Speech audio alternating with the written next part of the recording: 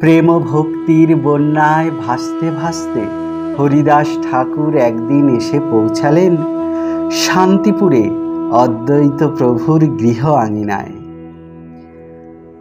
অদ্বৈত আচার্যের নাম এবং তার সাধন ঐশ্বর্যের কথা শুনে মনে মনে তাকেই তার সাধন পথের প্রদর্শক রূপে বরণ করে নিয়েছিলেন। তাই অদ্বৈত অঙ্গনে এসেই তিনি লুটিয়ে পড়লেন আচার্যের চরণে। অদ্বৈত আচার্যের হৃদয় বিগলিত হল এই গৌরতনু সুদর্শন ভক্ত যুবককে দেখে। তিনি দুহাতে তাকে তুলে দাঁড় করিয়ে জিজ্ঞাসা করলেন, কে তুমি ভক্ত? কি নাম তোমার? কোথা থেকে আসছো? হরিদাস অশ্রু বিগলিত চক্ষে বললেন, আমি ম্লেচ্ছাধম। হরিদাস আমার নাম। আপনার শরণ নিতে এসেছি আমি। আচার্য হরিদাসকে তার আশ্রয়েই রেখে দেন। এখান থেকেই শুরু হয় হরিদাসের ভক্তিশাস্ত্র অধ্যয়ন। তার অসাধারণ মেধা ও নিষ্ঠার বলে হরিদাস অল্প সময়ের মধ্যেই ভক্তিতত্ত্ব আহরণ করে সিদ্ধ পুরুষ হন। হরিদাস ছিলেন আত্মীয় দৈন্যের মূর্ত বিগ্রহ। একদিন তিনি আচার্যকে বিনীতভাবে বললেন, প্রভু, আপনার কৃপায় আমার শাস্ত্রপাঠ সাধনা সবই তো হলো। এখন বলুন, কিভাবে আমার মতো নরাধম উদ্ধার পাবে? আমাকে করুণা করে আপনার কৃপা শক্তি প্রয়োগ করুন। অদ্বৈত প্রেমভরে হরিদাসকে বললেন, হরিদাস, তুমি নাম ও মন্ত্রের মহাচারণ। এখন থেকে এই ব্রতই তুমি গ্রহণ করো। এতেই তোমার মুক্তি, সর্বজীবের মুক্তি। ধর্ম প্রবর্তন হেতু লও হরিনাম, নাম ব্রহ্ম প্রচারিয়া জীবে করো ত্রাণ। জয়ছে ভগবানের শক্তি অনন্ত চিন্ময়, তৈছে নাম ব্রহ্মের শক্তি নিত্য সিদ্ধ হয়। নামাভাসে জীব মাত্রের ত্রিতাপ না রয়, নাম উচ্চারণে মায়া বন্ধন খণ্ডয়। নাম চিন্তামণি কৃষ্ণ স্বয়ং ভগবান, ব্রহ্মাণ্ডে সদ্বস্তু নাই নামের সমান। নামে নিষ্ঠা হইলে হয় প্রেম উদ্দীপন, অবিশ্রান্ত নাম জপে পায় প্রেমধন।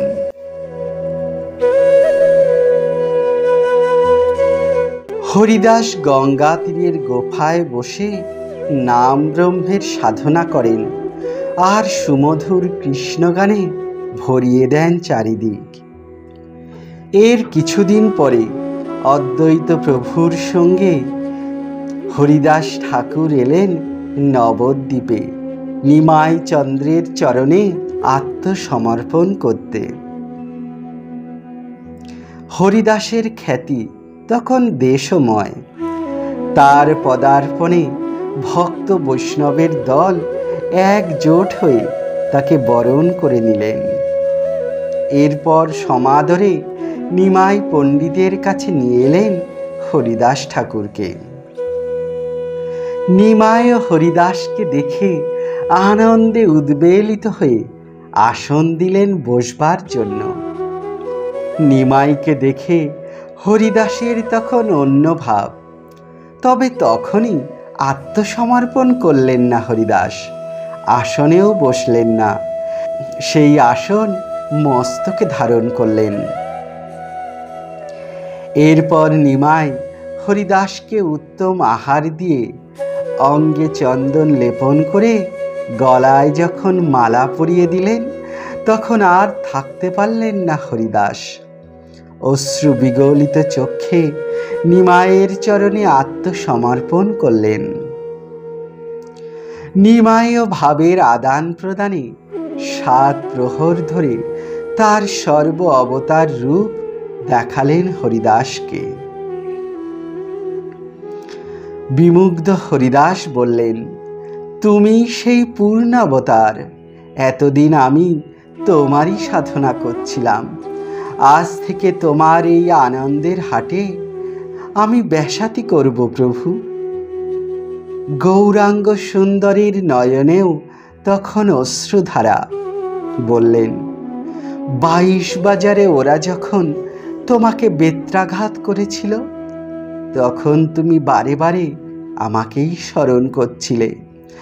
তাই আমি সেই আঘাত তোমাকে পেতে দিইনি, নিজেই অঙ্গ পেতে নিয়েছি।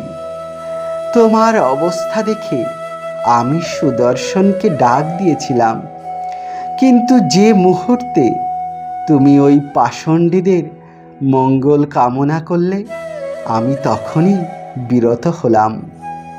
আমার আজ্ঞার চেয়ে ভক্তের প্রার্থনা আমার কাছে অনেক বড়। দেখবে, এই দেখো আমার সর্বাঙ্গে সেই বেত্রাঘাতের দাগ। হরিদাস বিস্ময় ভরা চোখে প্রভুর শ্রীঅঙ্গে বেত্রাঘাতের চিহ্ন দেখলেন, আর মনোকষ্টে ভাবাপ্লুত গলায় নিমাইয়ের দিকে তাকিয়ে কৃষ্ণ কৃষ্ণ বলতে লাগলেন। গৌরাঙ্গ সুন্দর বললেন, জ্বলন্ত অনল কৃষ্ণ ভক্ত লাগি খায়, ভক্তের কিঙ্কর হয় আপন ইচ্ছায়। ভক্ত বই কৃষ্ণ আর কিছুই না জানে, ভক্তের সমান নাহি অনন্ত ভুবনে। হরিদাস সেই থেকে নবদ্বীপেই রয়ে গেলেন। বলা যেতে পারে, অনেক পথ পরিক্রমার পর নদী এসে সাগরে মিলিত হল। এর কিছুদিন পর নিত্যানন্দ প্রভু নানা তীর্থ পরিক্রমার পর নবদ্বীপে এলে নাম সংকীর্তনে নবদ্বীপ যেন মুখরিত হয়ে উঠল। শ্রীবাস অঙ্গনে কীর্তনের আসর বসে।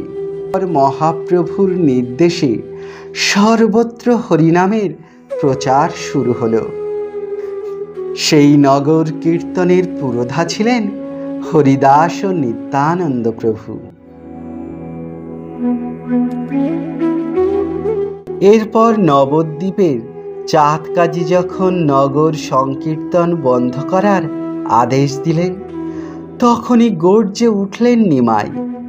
বললেন, তোমরা কাজীর ভয় পেও না, সবাই আগের মতোই ঘরে গিয়ে কীর্তন করো। আর আজই প্রকাশিত হবে প্রভুর নামের অনন্ত মহিমা। শুধু নবদ্বীপ কেন, জগতের সর্বত্র প্রচারিত হবে এই শ্রী হরিনাম।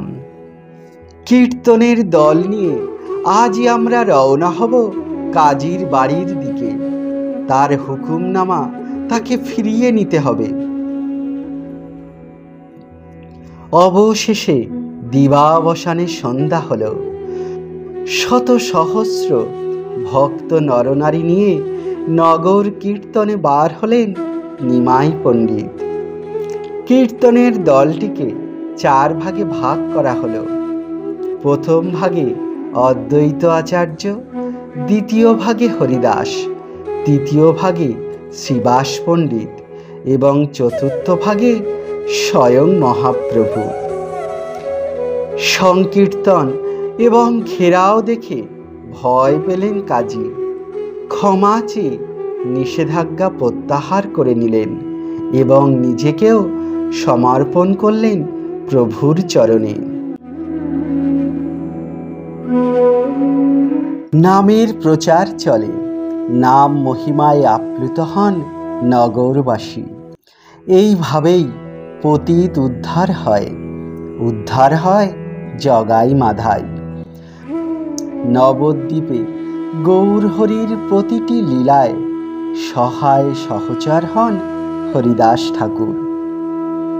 গৌরহরি যখন কেশব ভারতীর কাছে সন্ন্যাস নেওয়ার পর নীলাচলে যাওয়ার মন করলেন।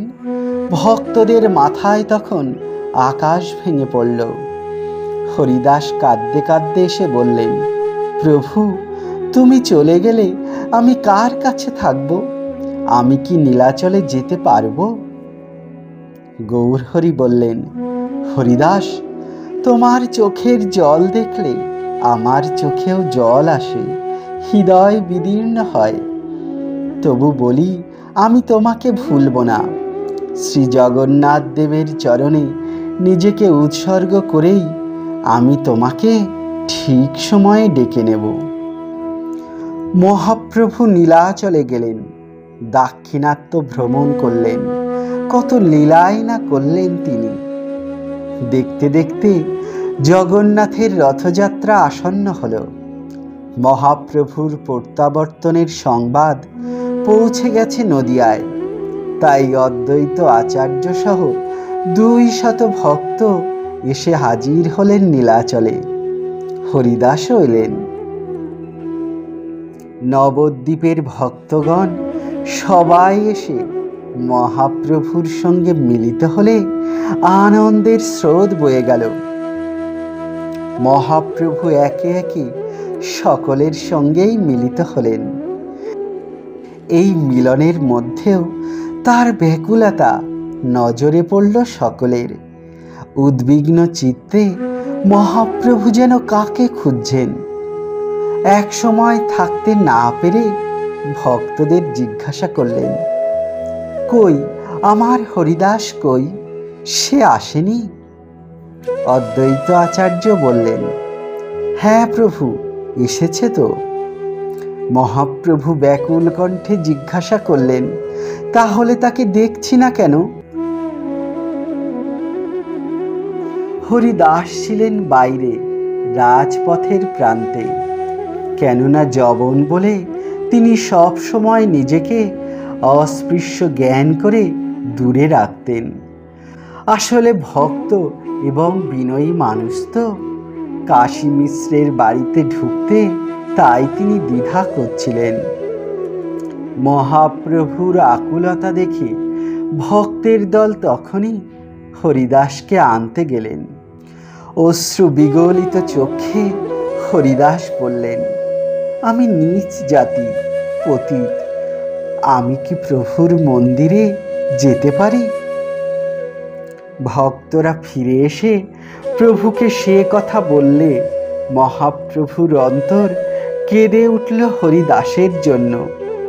তিনি কাশী মিশ্রকে বললেন, মিশ্র, আপনার এই বাসভবনের কাছেই যে পুষ্পোদ্যান, সেখানে একটি ঘর আছে। আপনি কি ওই ঘরখানি আমাকে ভিক্ষা দেবেন? আমি তাহলে নিশ্চিন্তে সেখানে নাম ধ্যান করব। কাশী মিশ্র শশব্যস্ত হয়ে বললেন, প্রভু, এখানকার যা কিছু তার সবই তো আপনার। আপনার যা মন চায় তাই করুন, আমার অনুমতি নেওয়ার প্রয়োজন নেই। আপনি শুধু আমাকে আদেশ করবেন। মহাপ্রভু এবার ভক্তগণকে ছেড়ে রাজপথে এসে উপস্থিত হলেন। হরিদাস তখনও রাজপথের ধারে দাঁড়িয়ে প্রেমানন্দে কীর্তন করছিলেন। মহাপ্রভু ভাবাবেগে বিভোর হয়ে আলিঙ্গনে বদ্ধ করলেন হরিদাসকে। হরিদাস বললেন, প্রভু, আমি পতিত, আমি অস্পৃশ্য। আপনি সন্ন্যাসী হয়ে আমাকে স্পর্শ করলেন কেন? দরবিগলিত চোখে মহাপ্রভু বললেন, না হরিদাস, কে বলে তুমি পতিত, তুমি অস্পৃশ্য? তোমার একমাত্র পরিচয় তুমি ভক্ত। ভক্তের কোনো জাত নেই। অহরহ কৃষ্ণ নাম করার ফলে তুমি যে কৃষ্ণময়, তাই তো তোমাকে স্পর্শ করে নিজে আমি পবিত্র হলাম। আমি যখন নীলাচলে, তুমি তখন আমার বিরহে কাতর হয়েছিলে। আমি তোমাকে কথা দিয়েছিলাম ঠিক সময় তোমাকে ডেকে নেব। এখন থেকে তুমি আমার কাছাকাছিই থাকবে। এই বলে প্রভু তাকে কাশী মিশ্রের সেই পুষ্পোদ্যানের ঘরেই নিয়ে এসে রাখলেন।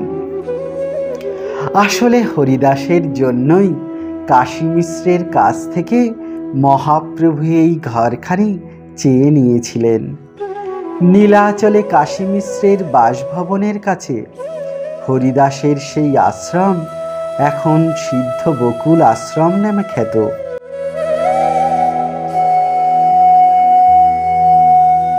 হরিদাস আশ্রমে থাকেন, সাধন ভজন করেন। প্রায় 1516 খ্রিস্টাব্দের বৈশাখ মাসে সনাতন গোস্বামী বৃন্দাবন থেকে ঘাযুক্ত শরীর নিয়ে নীলাচলে এলে হরিদাস ঠাকুরের আশ্রমেই আশ্রয় নিলেন। হরিদাস সানন্দে রাখলেন তাকে নিজ আশ্রয়ে। হরিদাস মহাসাধক হলেও ছিলেন দীনতার প্রতিমূর্তি। তাই তিনি নিজেকে ম্লেচ্ছাধম মনে করে দূরে থাকতেন। জগন্নাথের উপল ভোগের পরে সমুদ্র স্নানের পথে মহাপ্রভু নিজেই প্রত্যহ হরিদাসের কুঠিরে আসতেন। কখনো মহাপ্রভু নিজে হাতে, কখনো বা গোবিন্দ দাস জগন্নাথ দেবের প্রসাদ নিয়ে আসতেন হরিদাসের জন্য। সেদিনও মহাপ্রভু এলেন। তার হাতে একটি ছোট্ট বকুলের ডাল শ্রীমন্দির থেকে পেয়েছিলেন তিনি।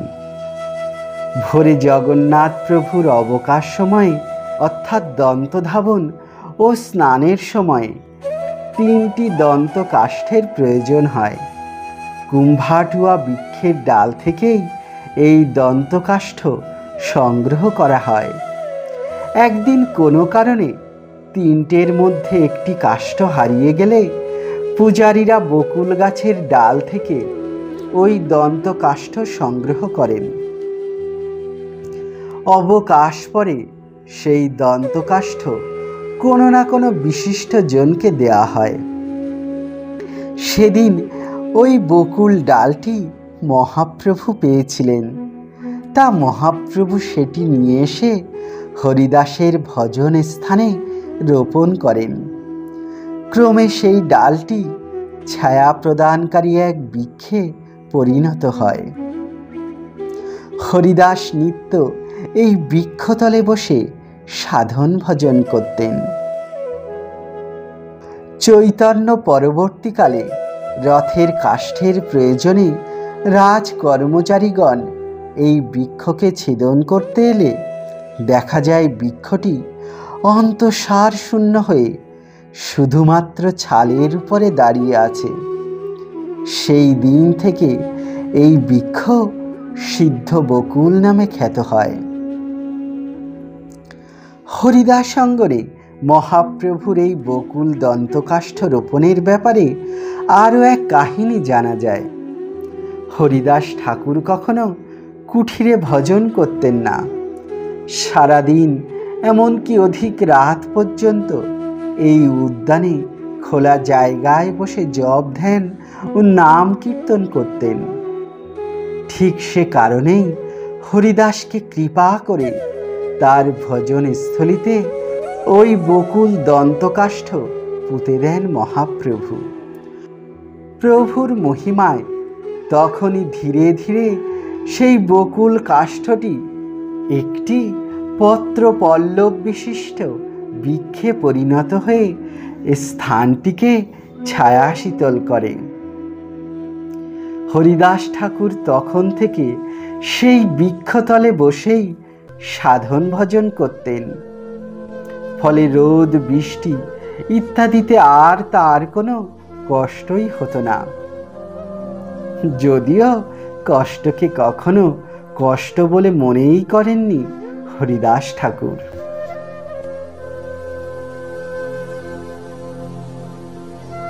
ভক্ত হরিদাস তো অস্পৃশ্যতার ভয়ে মহাপ্রভুর কাছে আসেন না। তাই মহাপ্রভু নিজেই রোজ দর্শন দেন। উদ্দেশ্য আরও আছে। হরিদাসের মুখ থেকে সুমধুর কৃষ্ণ নাম শোনার। গোবিন্দ নিয়মিত প্রভুর ভুক্তাবশেষ দিয়ে আসেন হরিদাসকে।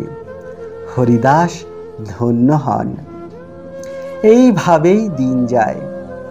হরিদাস ঠাকুর ক্রমশ অতি বৃদ্ধ হয়ে কালের নিয়মে বার্ধক্যজনিত নানা রোগে ভুগে অপটু হয়ে পড়েছিলেন। মহাপ্রভুর সেবক গোবিন্দ একদিন হরিদাসের জন্য মহাপ্রসাদ নিয়ে এসে দেখলেন হরিদাস ঠাকুর কুঠিরে শয়ন করে আছেন এবং মৃদুস্বরে হরিনাম করছেন। গোবিন্দ বললেন, ঠাকুর, উঠে এসে প্রসাদ গ্রহণ করুন। হরিদাস বললেন, ভেবেছিলাম আজ আর কিছু মুখে দেব না, তবে মহাপ্রসাদ তো ফিরিয়ে দিতে পারি না। এই বলে একটু প্রসাদ স্বহস্তে তুলে নিয়ে মুখে দিলেন। এই দৃশ্য দেখে গোবিন্দ ফিরে এসে সে কথা জানালেন মহাপ্রভুকে। মহাপ্রভু এ কথা শুনে পরদিন প্রভাতেই দেখতে এলেন হরিদাসকে। মহাপ্রভু জিজ্ঞাসা করলেন, কেমন আছো হরিদাস? সুস্থ আছো তো? হরিদাস বললেন, শরীর তো সুস্থ আছে প্রভু, কিন্তু মন যে অসুস্থ। মহাপ্রভু বললেন, সে কি, কেন হরিদাস? আমি আজ নাম সংখ্যা যে পূর্ণ করতে পারছি না প্রভু। মহাপ্রভু বললেন, এখন তোমার বয়স হয়েছে, শরীরও অপটু, কাজেই নাম সংখ্যা কমিয়ে দাও। তাছাড়া তুমি হলে সিদ্ধ পুরুষ, আর কোনো সাধনারই বিশেষ প্রয়োজন নেই তোমার। হরিনাম প্রচার করার জন্যই তুমি এসেছিলে, তোমার সে উদ্দেশ্য সিদ্ধ হয়েছে। এখন যতটুকু সাধ্য ততটুকুই নাম গ্রহণ করো। হরিদাস মৃদু হেসে বললেন, প্রভু, তুমি কৃপা সিন্ধু, অনেক কৃপা করে তুমি আমার মতো প্রতীতকে ভক্তরূপে গণ্য করেছ। ইদানিং প্রায়ই আমার মনে হয় যে শীঘ্রই তুমি লীলা সম্বরণ করবে। তাই আমার প্রতি আরও একবার এমন কৃপা করো যাতে আমি তোমার আগেই এই নশ্বর দেহটাকে ত্যাগ করে যেতে পারি। মহাপ্রভু এবার কেমন যেন আনমনা হয়ে গেলেন। একটু চুপ থেকে বিষণ্ণ চিত্তে বললেন, হরিদাস, কৃষ্ণ তোমার মনোবাসনা নিশ্চয়ই পূর্ণ করবেন, কিন্তু তোমার বিরহ আমি বা কি করে সহ্য করব? আমার যা কিছু আনন্দ সে তো তোমাদেরকে ঘিরেই হরিদাস। হরিদাস বললেন, প্রভু, তোমার অগণিত ভক্তের মধ্যে আমি অতি তুচ্ছ এক নগণ্য জীব। আমি চলে গেলে কোনো ক্ষতি বৃদ্ধি হবে না তোমার। তাই বলি, আমার দিন শেষ, আমাকে প্রসন্ন মনে বিদায় দাও প্রভু। আর আরেকটি মনোবাসনা আমার আছে, মৃত্যুকালে তোমার ওই রাঙা চরণ যেন আমার বুকে নিয়ে তোমার শ্রীনাম মুখে করতে পারি প্রভু।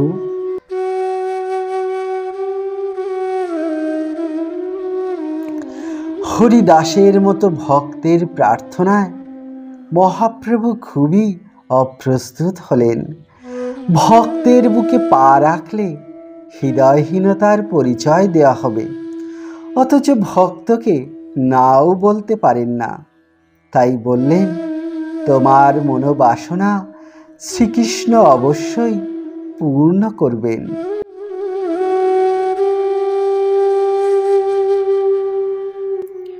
পরদিন প্রভাতে ভক্তবৃন্দ সহ মহাপ্রভু আবার এলেন হরিদাসকে দেখতে। কুঠিরে উপস্থিত হয়ে বললেন, কি সমাচার হরিদাস? তোমার মনের ইচ্ছার কোনো পরিবর্তন হয়েছে? হরিদাস বললেন, আমার আর ইচ্ছা কি? তোমার যা ইচ্ছা প্রভু, আমারও সেই ইচ্ছা।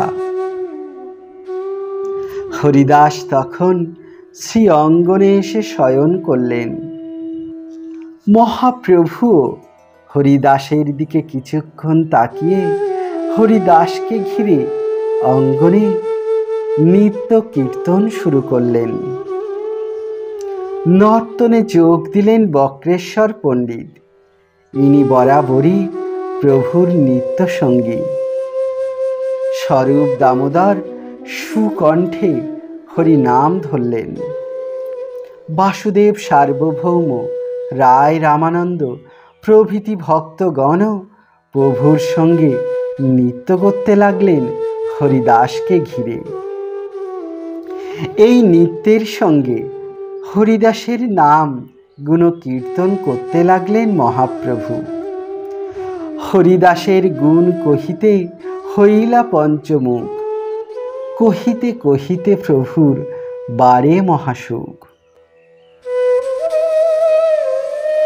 সুচতুর হরিদাস এই সময়ে মহাপ্রভুর একটি হাত ধরে তার পাশে বসালেন। প্রভুর শ্রীমুখ তো প্রস্ফুটিত কমলের মতো, আর চোখ দুটি যেন তৃষ্ণার্ত ভ্রমর।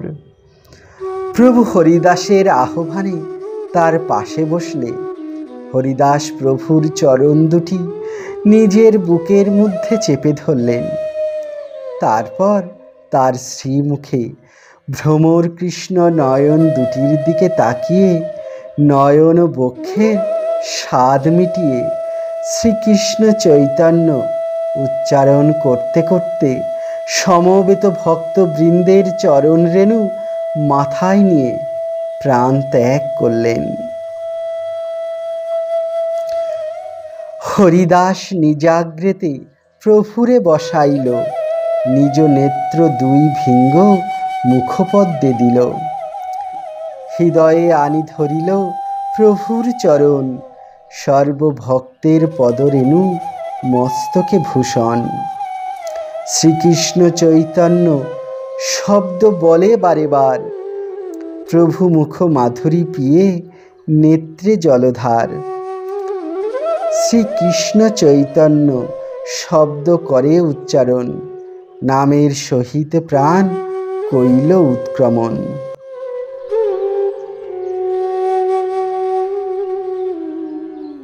হরিদাসের দেহান্ত হলে মহাপ্রভু তার সেই মরদেহ কোলে নিয়ে প্রেমাবেশী অঙ্গনে নৃত্য করতে লাগলেন। কীর্তনের তালে তালে অঙ্গনময় ঘুরে বেড়িয়ে নৃত্য করলেন। ক্রমে প্রভুকে অত্যন্ত ক্লান্ত দেখে স্বরূপ দামোদর করজোড়ে তার সামনে এসে দাঁড়ালেন। এতক্ষণে শান্ত হলেন প্রভু। এরপর হরিদাসের শ্রীদেহখানি কীর্তন করতে করতে নিয়ে আসা হলো সমুদ্র তীরে। প্রভু সেই একইভাবে কীর্তনের সঙ্গে নৃত্য করতে করতে সমুদ্র তীরে এলেন। সমুদ্র তীরে এসে মহাপ্রভু স্বহস্তে হরিদাসকে স্নান করালেন। তারপর বললেন, হরিদাস এমনই ভক্ত যে সমুদ্রে কখনো স্নান করত না, কেননা যদি জলে পা রাখলে তার স্পর্শে জল অপবিত্র হয়ে যায়। সমুদ্রকে সে সর্বদা নারায়ণের রূপ কল্পনা করতেন। সারা ভারতের যত পবিত্র নদ নদী সমুদ্র মেশায়, সমুদ্র তো এমনিতেই তীর্থ। আজ থেকে এই তীর্থ মহাতীর্থ হল হরিদাসের অপ্রাকৃত দেহ স্পর্শে। শ্রী হরিদাসের অঙ্গ দিয়ে তখনও জল ঝরছে। তার চরণ বেয়ে যে জল পড়তে লাগলো, সকল ভক্তগণ তা পান করতে লাগলেন। বাসুদেব সার্বভৌম প্রভৃতি ব্রাহ্মণ ভক্তরাও নির্দ্বিধায় তা পান করলেন। হরিদাসের জন্য জগন্নাথ দেবের মন্দির থেকে প্রসাদী বস্ত্র এলো। প্রভু স্বহস্তে হরিদাসকে সেই বস্ত্র পরিয়ে প্রসাদী চন্দন মাখিয়ে হরিবোল করতে করতে হরিদাসকে সমাধিস্থ করে বালু দিয়ে তা ঢাকলেন। তার উপরে পিণ্ড বাঁধলেন। সেই সমাধিস্থল ঘিরে আবার চলতে লাগলো নাম সংকীর্তন। পুরীর সমুদ্র তীরে লোক আর ধরে না তখন। কীর্তন সমানে চলতে লাগলো অবিরাম ভাবে। এরই মধ্যে প্রভু কখন যে উধাও হয়ে গেলেন, তিনি যে কোথায় কোন দিকে গেলেন তা কেউ জানতে পারল না। পারবেই বা কি করে? প্রভু তো তখন জগন্নাথের সিংহদ্বারে ছুটে এসেছেন। তারপর আনন্দবাজারে, যেখানে অন্ন ব্যঞ্জন বিক্রয় হয়, সেখানে গিয়ে নিজ বহির্বাসের আঁচল পেতে ভিক্ষা চাইতে লাগলেন। আমি আমার হরিদাসের নির্জান মহোৎসবের জন্য ভিক্ষা চাইছি, দয়া করে আপনারা আমাকে মহাপ্রসাদ দিন। ভগবান শ্রীকৃষ্ণ চৈতন্যের সেই ভক্ত বৎসল মূর্তি দেখে অভিভূত সকলে। প্রভুর প্রিয় ভক্তগণ তখন অন্বেষণ করে সকলেই এসে হাজির হয়েছেন সেখানে।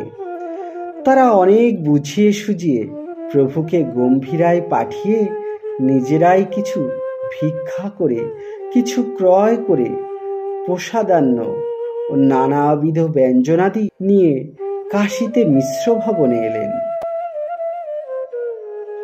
মহাপ্রভু স্বহস্তে সেই প্রসাদান্ন পরিবেশন করতে লাগলেন ভক্তদের। প্রসাদ গ্রহণের আগে মহাপ্রভু ভক্তদের সবাইকে মালা চন্দন পরিয়ে উচ্চ কণ্ঠে বললেন, যারা এই পবিত্র দিনে আমার পরম ভক্ত হরিদাসের বিজয় উৎসব যারা দর্শন করেছে, যারা তার শ্রীঅঙ্গে বালু দিয়েছে, বা যারা এই মহোৎসবের প্রসাদ গ্রহণ করেছে, তারা সকলে অচিরেই কৃষ্ণপাদ পদ্ম লাভ করবে, এই বর দিলাম। কৃপা করি কৃষ্ণ মোরে দিয়াছিল সঙ্গ, স্বতন্ত্র কৃষ্ণের ইচ্ছায় হইল সঙ্গ ভঙ্গ।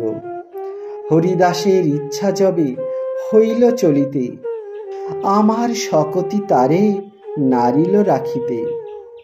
ইচ্ছা মতো কইল নিজ প্রাণ নিষ্কমন, পূর্বে যেন শুনিয়াছি ভীষ্মের মরণ। হরিদাস আছিল পৃথিবীর শিরোমণি, তাহা বিনা রত্ন শূন্যা হইল মেদিনী। জয় জয় হরিদাস বলি করধ্বনি, এত বলি মহাপ্রভু নাচেন আপনি। সবে গায় জয় জয় জয় হরিদাস, নামের মহিমা সেই করিল প্রকাশ। জয় নামাচার্য হরিদাস ঠাকুর, জয় নিতাই, জয় শ্রী গৌরাঙ্গ সুন্দর।